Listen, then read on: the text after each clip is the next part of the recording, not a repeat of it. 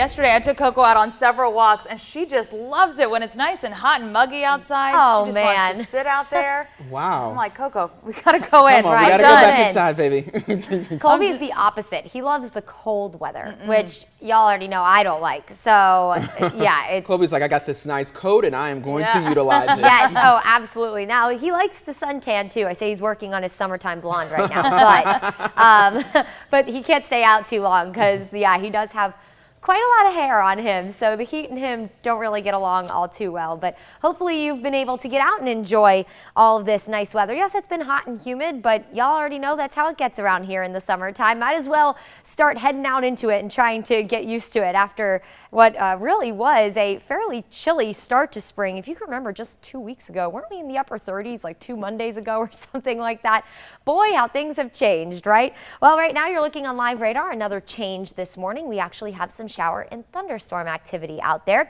In parts of Jasper and Putnam County, some very heavy rain associated with it. You could see lots of lightning strikes here, so some frequent lightning within that, more than likely some gusty wind. In fact, we did have, if you see it on this loop here, when it comes back, a gust front move out ahead of this front. So in parts of Bibb County and Jones County, Wilkinson and Twiggs County, you might have had a little bit of a breeze early this morning. I'm sure a lot of you were probably sleeping and didn't notice it at all. But if you were out for some reason, then you might have noticed that wind roll in with that gust front. Here's a look at it a little closer. So places like Monticello, Berner, Juliet, Round Oak, you could experience some rain. And of course, you're probably hearing some rumbles of thunder, maybe seeing some of that lightning off in the distance as you step out the door. Shady Dale, Eatonton, Stanfordville, and also over towards the Lake Sinclair and Lake Oconee area, getting some rain this morning. And it looks like another batch of heavier downpours about to push into western Monroe County. So if you're north of Macon this morning, as you step out the door, you might run into some wet roads. Just be sure that you drive very carefully as you do so. But that little cluster of thunderstorms this morning should continue to fall apart over the next hour or so.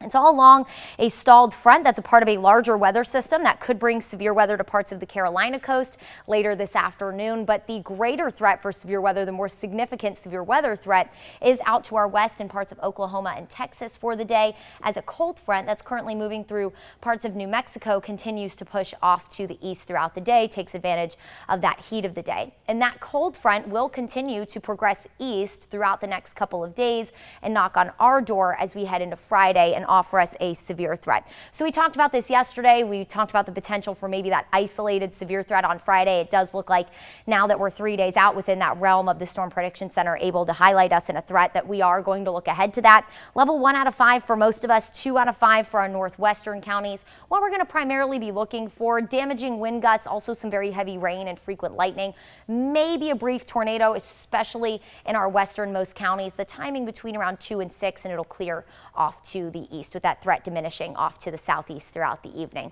So today, again, mainly quiet, with those showers starting to diminish as we head closer to sunrise this morning. That front that's over us, part of that larger weather system, will simply serve as a focal point for showers and thunderstorms through the afternoon and evening. So for that ride home tonight around 5 o'clock, you could run into an isolated shower or storm. And then as the sun goes down, we start to quiet down, and we do it all over again tomorrow with highs in the low 90s, upper 80s, low 90s the next couple of days. Here comes Friday. So Friday morning, don't have to worry about any rain or storm activity, with the exception of maybe a light shower ahead of this front. And as we head towards 2 o'clock, that's when we'll open up that window of opportunity for maybe an isolated severe storm. And as we head closer to 6 p.m., that's when we'll bring that threat to an end. So if you have any Friday night dinner plans, don't have to worry about canceling them. Most of this should get out of the way by then. But stay weather aware on Friday, as we will look ahead to that potential for an isolated severe threat. Saturday, we'll keep about a 30% coverage of showers and storms. We're dry by Mother's Day, and we'll stay dry with highs back in the low to mid 80s Sunday through Tuesday.